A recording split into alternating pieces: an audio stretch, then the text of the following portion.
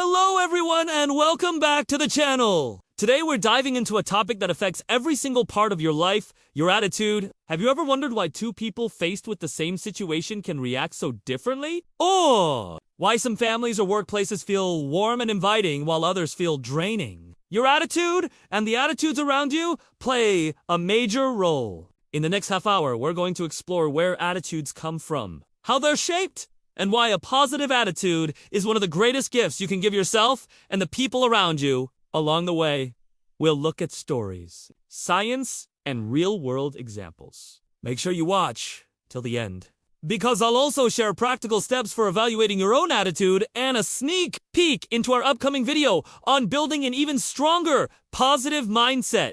What is attitude, and why does it matter? Attitude is your mental and emotional outlook toward people, situations, and life in general. It influences how you interpret events, how you react under pressure, and how you're perceived by others. Think of it as the lens through which you see the world. Some people think we're born with our attitudes, while others believe they're shaped by experience. The truth lies somewhere in between. Psychology tells us that our genetic makeup influences the way we respond to emotions, but much of our attitude is developed over time. Research on positive affectivity, for instance, shows that people who frequently experience positive emotions tend to be more energetic and enthusiastic. They also enjoy better physical health, such as increased longevity and better sleep.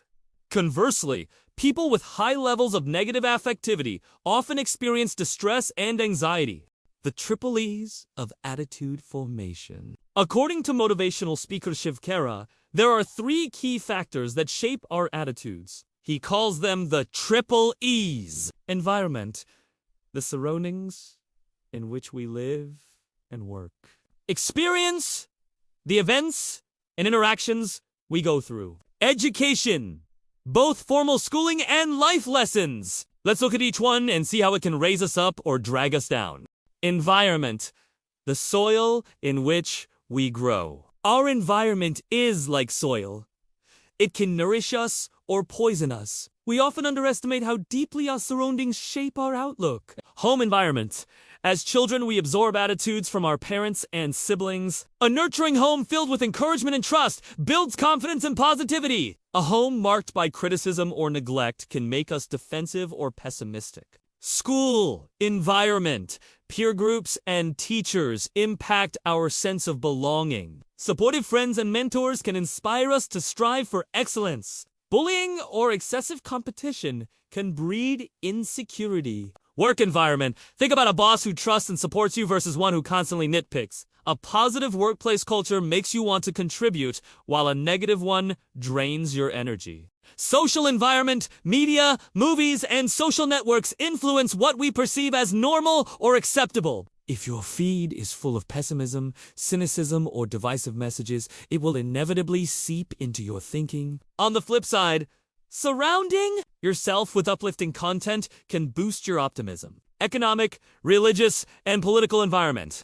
Struggling to meet basic needs can make it hard to focus on values and long-term goals. Misinterpretations of religion can make people fatalistic. Political instability can make societies short-sighted. When people fear the future, they may prioritize short-term gains. All of these layers create a culture. A famous example from Khera's book describes visiting 2 shops. In one shop, the salesperson, supervisor, manager, and owner are all polite and courteous.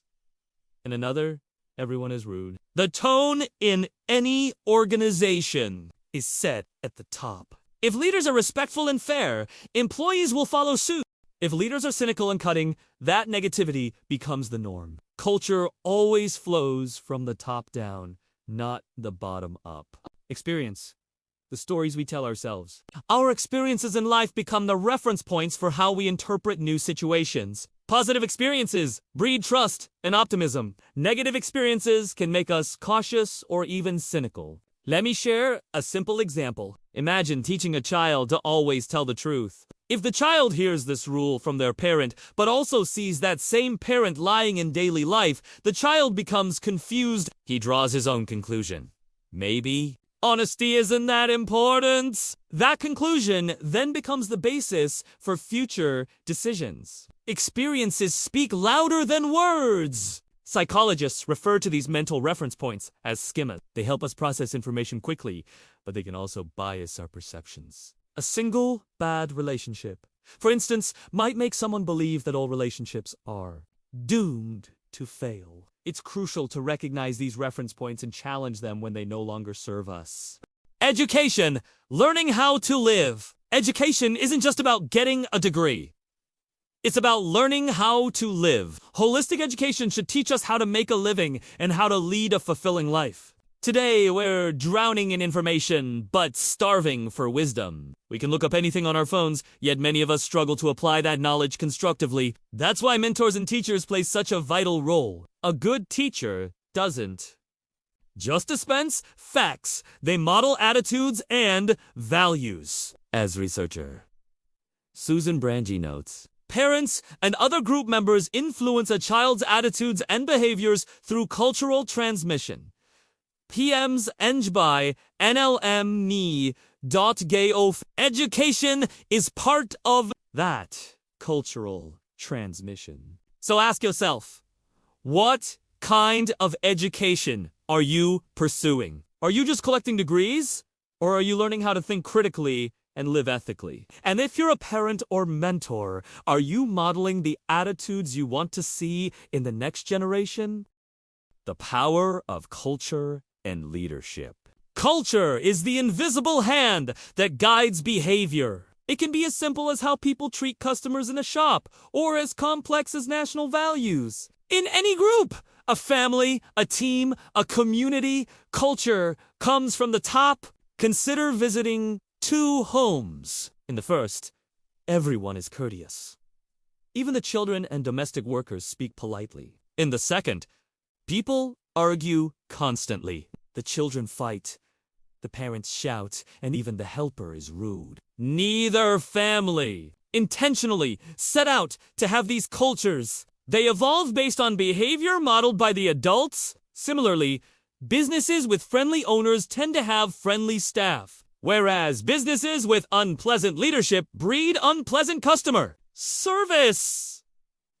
On a national scale, honesty in government often correlates with honesty among citizens. When people see leaders acting ethically, they feel pride in following the rules. In corrupt environments, however, honesty becomes a disadvantage and corruption seems like the only way to get ahead. Empirical studies on intergenerational transmission note that cultural and environmental circumstances, such as socioeconomic factors and household chaos, contribute to continuity of behaviors across generations. Culture isn't something that spontaneously emerges. It's created by the attitudes and actions of people, especially those in positions of influence. If you're a leader, whether at work, at home, or in your community, you have the power to shape culture. Lead by example, and others will follow. The benefits of a positive attitude. You've probably heard people say, stay positive, but what does that really mean, and why does it matter? A positive attitude isn't about ignoring problems or pretending everything is perfect. It's about approaching life with optimism, focusing on solutions, and believing that good outcomes are possible. In practical terms, a positive attitude makes for a pleasing personality. You're more approachable and pleasant to be around. People with a positive mindset tend to smile more, listen better, and empathize with others. Energizes and invigorates. Optimism fuels motivation. When you believe your efforts will pay off, you're more likely to take action and persist through challenges. Gives fulfillment and meaning. Focusing on what's good in your life helps you appreciate your achievements and find purpose in everyday activities. Reduces stress and increases happiness. Positive thinkers interpret setbacks as temporary and solvable, whereas negative thinkers see them as permanent and pervasive. That mindset difference leads to lower stress levels, relationships, and society. A positive attitude isn't just good for you, it's good for those around you. Studies link positive effect to better social skills and more cooperative behavior. In teams, positivity fosters trust, loyalty, and open communication. People are drawn to those who inspire and uplift them. Having a positive attitude also helps you become a contributing member of society. When you approach problems with hope rather than despair, you're more inclined to volunteer, mentor others, or advocate for change. You become part of the solution instead of dwelling on the problem. Work and productivity. Believe it or not, positivity can increase your productivity and profits. Research suggests that positive emotions broaden our ability to think creatively and solve problems. When employees feel valued and encouraged, they take pride in their work and strive for quality. Happy employees also collaborate better. They're more willing to share ideas, give constructive feedback, and build strong relationships. Conversely, negative attitudes lead to high stress and conflict, which lowers performance. In short, a positive attitude makes you happier, healthier, and more productive. It enhances your relationships and helps you contribute meaningfully to society. It's not a magic trick that eliminates obstacles, but it does change how you navigate them. The consequences of a negative attitude. Now, let's flip the coin. What happens when you cultivate a negative attitude? Negative affectivity is a tendency to experience negative emotions and view the world through a pessimistic lens. People high in negative affectivity are prone to anger, disgust, guilt, fear, and nervousness. Negative thinking has tangible consequences. Bitterness and resentment. When you expect the worst, you often get it. You dwell on past wrongs and hold grudges, which poisons your relationships. Discontentment and purposelessness. It becomes hard to find meaning or satisfaction. Life feels like a constant series of disappointments. High stress and health problems. Negative affectivity is associated with higher levels of stress, poor coping skills, and various health complaints. Chronic stress can weaken the immune system and lead to illnesses. Damaged relationships.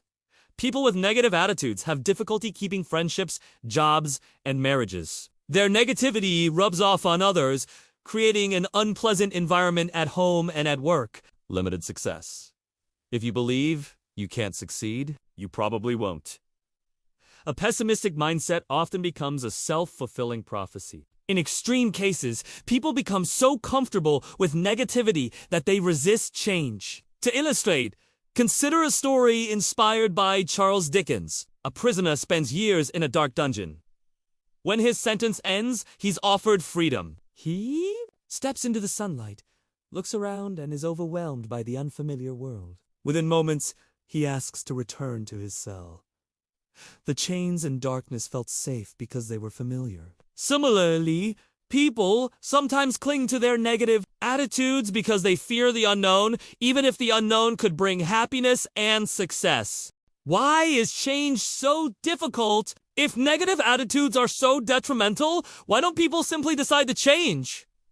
The answer lies in human nature. Change, even positive change, is uncomfortable.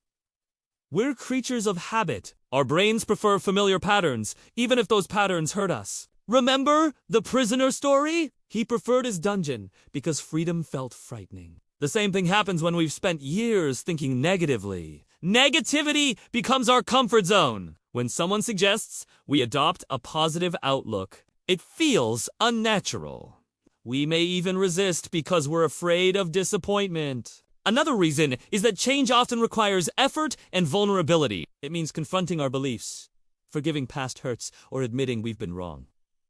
That's hard work, but it's worth it. As we'll discuss in the next video, building a positive attitude is a journey, not an overnight fix. It requires commitment, reflection, and practice.